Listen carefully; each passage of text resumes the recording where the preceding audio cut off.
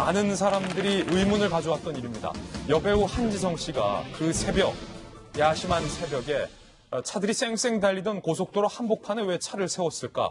많은 사람들이 궁금했는데 그 실마리가 오늘 아침에 드러났습니다. 한 매체의 보도에 따르면 한지성 씨가 음주를 한 사실이 확인된 겁니다.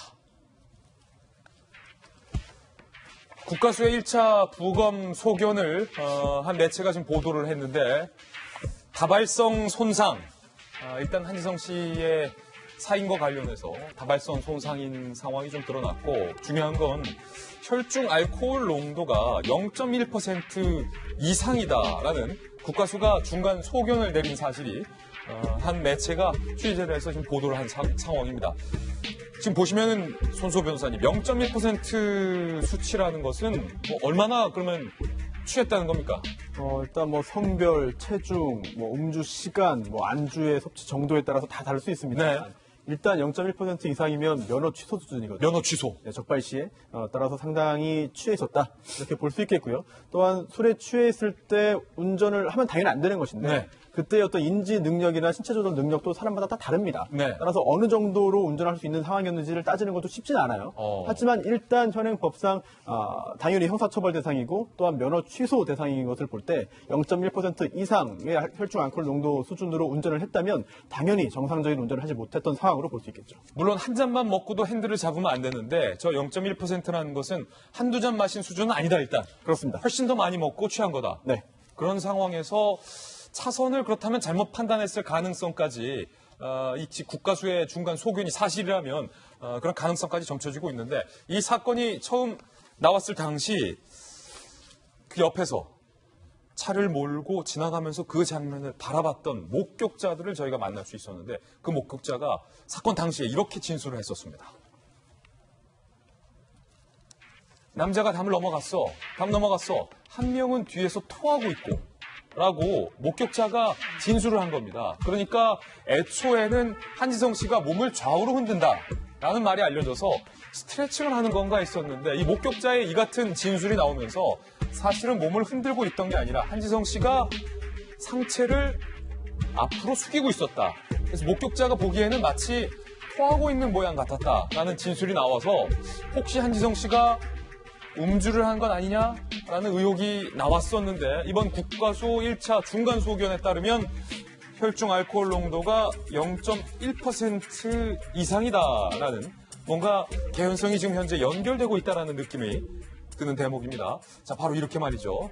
뒤에 따라오던 차량에 목격자의 차량에 찍힌 블랙박스에는 이렇게 한지성 씨가 좌우가 아닌 앞으로 고개를 숙인 모습이 선명하게 포착이 돼서 과연 저 행동이 의미하는 바가 무엇이냐 많은 사람들이 궁금해하던 의문을 갖고 있었던 그런 상황에서 지금 국가수의 중간 소견이 나온 겁니다. 그렇다면 이 남편은 사건 이후에 어떻게 진술을 하고 있느냐에 대해서도 저희들이 한번 정리해 봤습니다. 결혼한 지 얼마 안 됐던 부부 사이에서 일어난 참변이기 때문에 많은 사람들이 안타까워했는데 녹음 기능이 꺼진 블랙박스, 유일하게 남은 남편의 진술. 사고 당일 영종도에서 지인들과 함께 술을 마셨다는 거예요. 술자리에 있었던 아내가 술을 마셨는지는 보지 못했다. 남편이 보지 못했다라고 진술을 했기 때문에 많은 사람들이 이 남편의 진술에도 의문을 가졌던 거예요.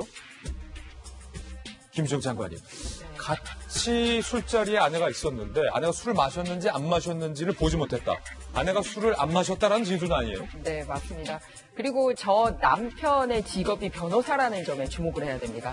상당히 법적으로 진술에 어떤 대답이 책임을 지고 책임을 지지 않는지를 알고 그렇게 대응하고 있다라고 보여진다라는 거죠. 그래요? 왜냐하면 특히 변호사이기 때문에 우리 윤창호법 바뀐 거라든지 음주운전 이런 거 잘 알고 있지 않습니까? 그런데 그러면은 저기 놀러 가서 아내 따로 남편 따로 술 마시고 같은 차에서 만나서 오는 겁니까? 그게 아니지 않습니까? 그랬는데 긍정도 부인도 하지 않는 워딩을 썼잖아요. 예. 네, 그런 거는 상당히 법적으로 자기 책임을 피해가기 위한 그런 내용으로 진술을 하고 있는 걸로 보입니다. 근데 한 가지 안타까운 거는 이제 그동안은 음주운전 사고에 의해서 다른 사람을 사망케 하는 거에만 저희가 굉장히 관심 가지고 붕괴하고 이건 살인죄로 해야 된다라고 막 그랬는데 이건 음주운전 한 당사자가 또 돌아가신 사고지 않습니까?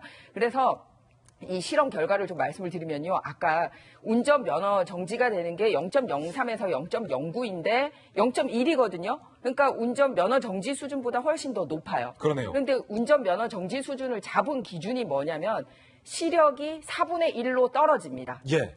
그리고 반응 속도가 40%에서 50% 절감하는 걸로 이렇게 의학적인 실험에 의해서 나타났습니다. 그러니까 만약에 위기 상황이면 바로 반응하는 건데 평소라면 이게 2배 정도 더 느려진다. 그렇죠. 그런데 밤이기 때문에 낮에 해도 시력이 25% 감소하는데 밤이었기 때문에 저 차선 자체를 인식을 못했을 가능성이 그렇군요. 굉장히 높다라는 거죠.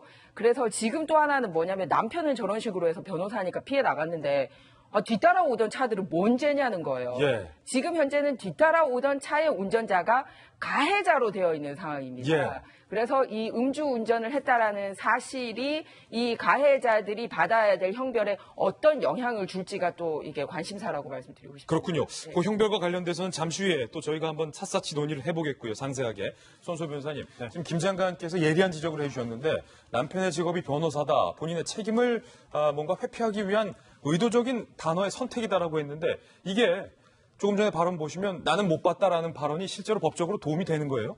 사실 그 순간 어떤 취재 또는 그 순간에 어떤 책임 추궁하는 그런 그 수사관을 피할 수는 있어도 얼마 못 갑니다. 저런 발언 해봤자 사실 왜냐하면 같이 있었던 사람들이 많이 있어요. 특히 지인과 함께 술자리를 했거든요. 또 그 술자리에 이제 아내도 사망한 아내도 합류했다는 건데 그렇다면 그 음식점의 직원들은 직접 그 사망한 아내의 음주 사실을 보진 못했다는 그런 채널의 보도도 있었습니다만 현장에서 함께 술자리를 한 그 지인들에 대한 조사를 하면 다 확인 가능하거든요. 그렇죠. 게다가 보지 못했다는 발언 자체가 오히려 더 의혹을 또 증폭시키는 기능을 했습니다. 따라서 좀 굉장히 기술적인 그런 발언이라고도 볼 수 있지만 어찌 보면 굉장히 좀 궁색한 상황을 보여주는 네. 또 다른 반증이라도 볼 수 있겠죠. 그렇군요.